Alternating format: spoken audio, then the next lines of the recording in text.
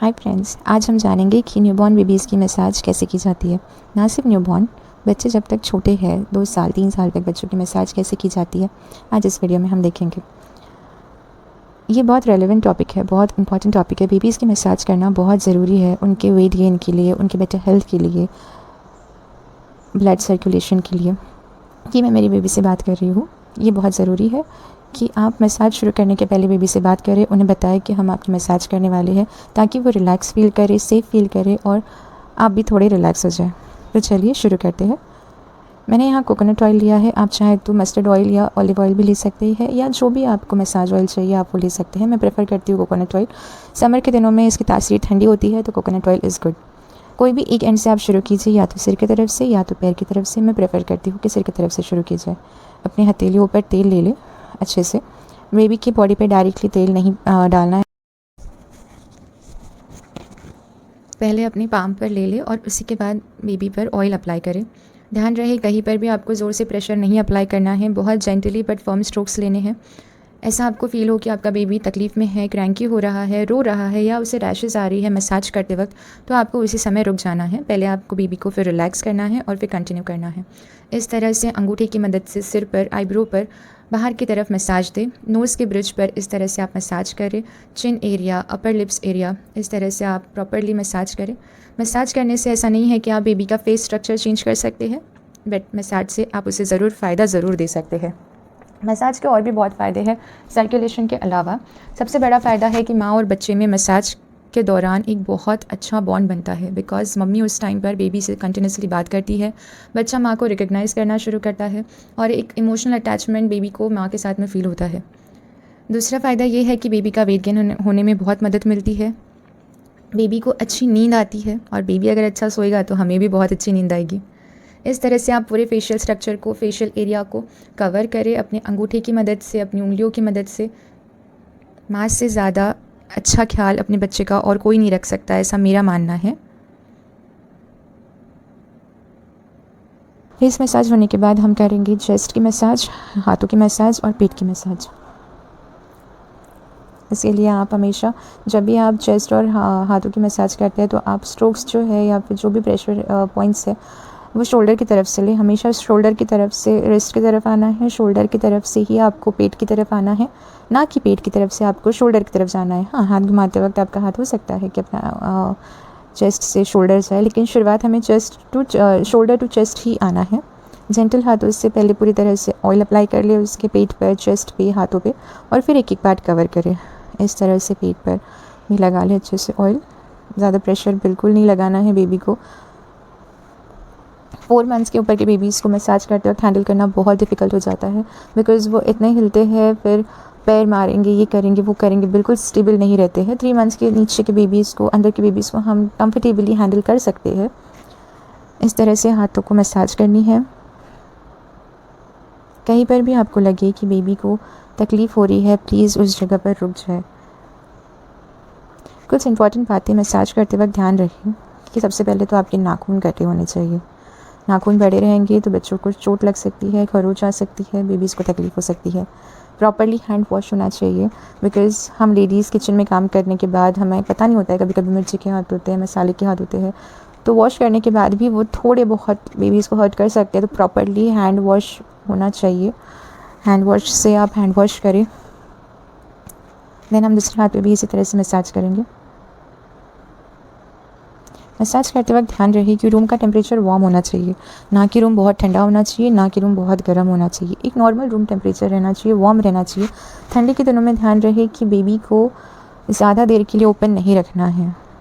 हाथों की मसाज होने के बाद में इस तरह से आप थोड़े हाथों को ऊपर करके अपनी थंब और पाम की मदद से अंडर आर्म्स में हल्के हल्के से मसाज करें। ऑयल अप्लाई करना बहुत ज़रूरी है। बॉडी के हर पार्ट में, हर कॉर्नर में, सिर से लेकर नाखून तक प्रॉपर मसाज होना ज़रूरी है। मेरा बेबी इसलिए इतना स्टेबल है बिकॉज़ मैं उससे कंटिन्यूसली बात कर रही हूँ। आप अपने बेबी को स्टेबल रखने के लिए या तो उसका फेवरेट म्यूज़िक चला दीजिए, या तो आप उससे कंटिन्यूसली बात कीजिए। ये कुछ स्टेप्स है पेट पर जो करते हैं हम। मैं यहाँ पर आई लव यू लिख रही हूँ, आई उल्टा एल और यू। ये कुछ पेट के स्टेप्स है जो कॉलिक पेन को रिलीफ करते हैं। जब भी बच्चे क्रैंकी होते हैं, जब उन्हें प्रॉपर्ली डकार नहीं दी जाती, कॉलिक पेन होता है, तब आप ये चीज़ें कीजिए। इस तरह से आप सर्कुलर मोशन में फिंगर की मदद से भी कर सकते हैं, या ये 2 फिंगर लेके आप क्लॉकवाइज भी घुमा सकते हैं। ये कुछ 3-4 चीज़ें हैं जो आप यूज़ कर सकते थे, या 3-4 स्टेप्स है जो आप यूज़ कर सकते हो बेबी का कॉलिक पेन रिलीव करने के लिए। फिर आते हैं हम पैरों पे। पैरों की मसाज करते वक्त सबसे पहला पॉइंट है कि आपको पैर खींचना नहीं है। बेबी के पैर बिल्कुल खींचने नहीं हैं। अपने हाथ से, एक हाथ से बेबी का पैर जेंटली होल्ड करके रखिए, टाइटली भी नहीं। बेबी के पैर को झटका नहीं लगना चाहिए। नी की मसाज करते वक्त ध्यान रहे कि नी पर ज़ोर से प्रेशर लगाना नहीं है, बिकॉज़ बच्चों के जॉइंट्स काफ़ी ज़्यादा सॉफ्ट होते हैं, अभी तक उनमें मैच्योरिटी नहीं आई है या कैल्सिफाइड नहीं होते हैं पूरी तरह से, तो नी डिसलोकेट होने के चांसेस रह सकते हैं। घुटने को एकदम हल्के हाथों से, बहुत कम प्रेशर में, बहुत ही आराम से आप मसाज करें। इस तरह से थाई की, पैरों की मसाज करें। जिससे हम कपड़े निचोड़ते हैं, कुछ स्टेप्स के नाम रख दो। कपड़े निचोड़ने वाली स्टेप, ये जो स्टेप दिख रही है वो कपड़े निचोड़ने वाली स्टेप है मेरे अंदाज़ में। मैं इसे याद रखती हूँ, मैं कभी स्टेप्स भूल जाती हूँ तो हाँ। देन फुट मसाज बहुत इंपॉर्टेंट है। हमारा ब्लड सर्कुलेशन पैरों की तरफ से बहुत ज़्यादा अच्छे से होता है। जैसे हम बड़ों में अगर चक्कर आते हैं या थोड़ा बहुत वीक लगता है तो हम हेड लो पोजीशन करते हैं, मतलब सिर नीचे पैर ऊपर करते हैं, ताकि ब्लड सर्कुलेशन प्रॉपर्ली हमारे सिर तक जाए। उसी तरह से बच्चों में भी फुट मसाज देने के बाद सर्कुलेशन बहुत अच्छा होता है। तो आप एक आधी दूसरी स्टेप भूल गए तो चलता, बट फुट मसाज आपको बिल्कुल नहीं भूलनी है। इस तरह से उसके प्रेशर पॉइंट्स पे आप 1-2 करके सोल पे फुट पे मसाज दे, एंकल की मसाज दे, और सेम चीज़ रिपीट करें दूसरे पैर के साथ में।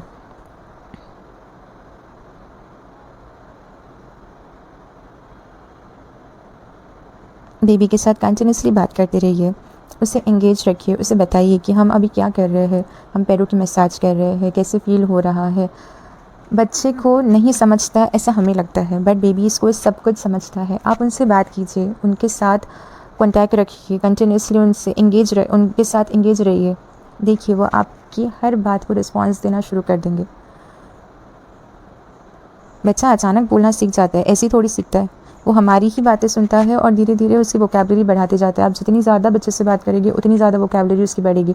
आप घर में जिस लैंग्वेज में बात करते हैं उसी लैंग्वेज में आप बच्चे से बात कीजिए, ताकि उसकी वोकैबुलरी, आपकी जो मदर टंग है उसके बारे में और बढ़ती रहे, और बच्चा जल्दी बोलना सीखेगा, एक्टिव होगा, अटेंटिव होगा।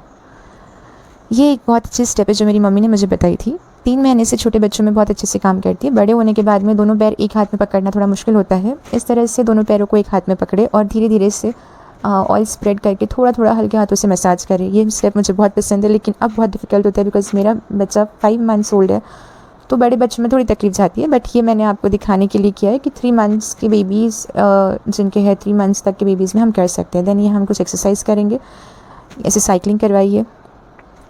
देन ऐसे पैर फोल्ड करके पेट की तरफ हल्के प्रेशर के साथ में ऐसा ये करना है। हर एक्सरसाइज आपको 3 से 4 बार करनी है। देन ऐसे पैर फोल्ड करके स्ट्रेच करवाइए। ये कुछ जो लेग्स एक्सरसाइज है, ये बेबी के गैसेस रिलीज़ करने में भी हेल्प करते हैं। कभी कभी बेबी कॉन्स्टिपेटेड होता है, तो ये सब चीज़ें करिए आप, उसका कॉन्स्टिपेशन भी थोड़ा आराम रहेगा। कुछ स्ट्रेचिंग थोड़ी बहुत, बेबीज़ भी नीचे लेटे लेटे अगर जाते हैं ना, वो तो स्ट्रेच नहीं कर सकते, तो हमारी रिस्पॉन्सिबिलिटी है कि उन्हें थोड़ी स्ट्रेचिंग करवाए, हाथों की स्ट्रेचिंग, पैरों की स्ट्रेचिंग।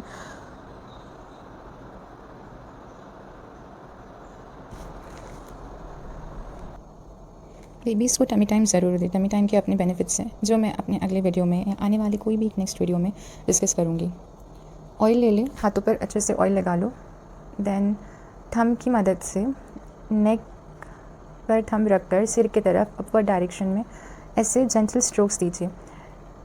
इस चीज़ के बेनिफिट मैंने खुद पर्सनल एक्सपीरियंस किए हैं। ये मेरी मम्मी ने बताया था मुझे कि ऐसा ऐसा स्टेप करना। 2 बेनिफिट्स मुझे ये दिखे हैं कि नेक स्टेबिलिटी में इस मसाज ने हेल्प किया, एंड सेकेंड, जो बेबी के गर्दन के पास एक स्किन फोल्ड बनता है, तो मुझे इसके गर्दन में ये मसाज करने के बाद नहीं दिखा। तो ये मेरा पर्सनल एक्सपीरियंस है। देन आप स्पाइन की मसाज करते वक्त कुछ बातों का ध्यान रखें। हमेशा बेबी को स्ट्रेट रखना है, जिस तरह से अभी वो बेंड है वैसे नहीं करना है। उसे स्ट्रेट पोजीशन में रख कर ही आप मसाज दें। जेंटल स्ट्रोक्स दें, ज़्यादा हार्श ना रहे। इस तरह से सर्कुलर मूवमेंट में थोड़ा पूरा बैक कवर करके स्पाइन पे धीरे धीरे धीरे धीरे ऐसे मसाज करते रहे। किसी भी पॉइंट पे आपको प्रेशर ज़्यादा अप्लाई नहीं करना है, बिकॉज़ बेबीज़ के बोन जॉइंट्स काफ़ी ज़्यादा सेंसिटिव और काफ़ी ज़्यादा सॉफ्ट होते हैं।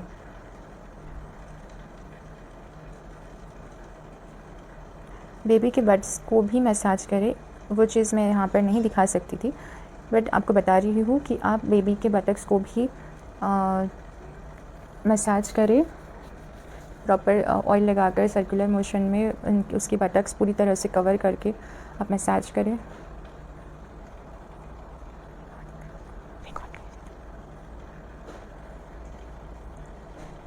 लेग्स की मसाज हम ऑलरेडी सामने से कर चुके हैं, तो ध्यान रहे कि हमें पीछे से बेबी के पैर स्ट्रेच नहीं करने हैं, बिकॉज नी पे प्रेशर आया तो नी को हर्ट हो सकता है।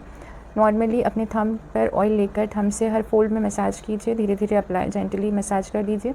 ज़्यादा पूरी स्टेप्स पीछे से फॉलो करने की ज़रूरत नहीं है, बिकॉज हमने आगे से ऑलरेडी पूरा लेग कवर किया हुआ है।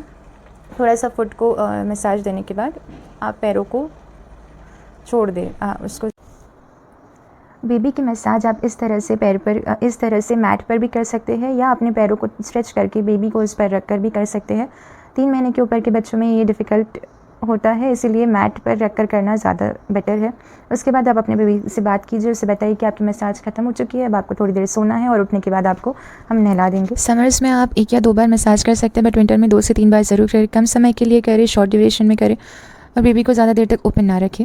जिन्हें हिंदी समझने में दिक्कत होती है उनके लिए इंग्लिश में भी वीडियो अवेलेबल है, लिंक डिस्क्रिप्शन बॉक्स में दिया हुआ है, आप वहाँ जाकर चेक कर सकते हैं। वीडियो अच्छा लगे तो लाइक करें, शेयर करें, सब्सक्राइब करें। Thank you for watching. Devendra Singh Gaur, thank you.